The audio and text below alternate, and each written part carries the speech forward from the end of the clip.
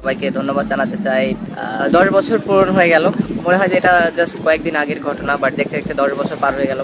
I am hopeful যে আপনারা সবাই আরও সাপোর্ট করবেন। কিছুতেই দমাতে পারছে না সাকিব নাফিসার লাভ স্টোরি। তথ্য যখন ফাঁস হয়েছে তখন কি করবে সাকিব নাফিসা কামাল, আর কী বা করবে সাকিবের প্রথম স্ত্রী উম্মে আহমেদ শিশির? বারবার প্রশ্ন ঘুরপাক খাচ্ছে নেটিজেনদের কাছে। হোটেলে সাকিব নাফিসা 4 দিন ধরে কি করেছে?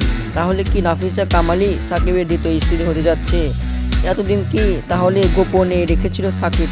দর্শক, শেষমেশ যতই নাটক করুক না কেন, নাফিসা কামালকেই সাকিবের বিয়ে করতে হবে। হোটেলে কাটিয়েছে 4 দিন। হয়তো এই 4 দিনে সাকিব নাফিসার তাদের হানিমুনটা সেরে ফেলেছে।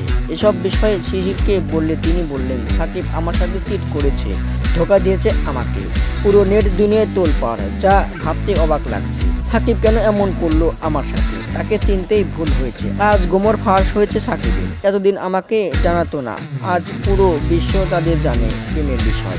তারা যদি বিয়ে করে আমার তো কোনো কিছু করার নাই, কিছু বলারও নাই। পাকিস্তানের টেস্ট সিরিজ নিয়ে ব্যস্ত আছেন সাকিব, করছেন কঠোর অনুশীলন।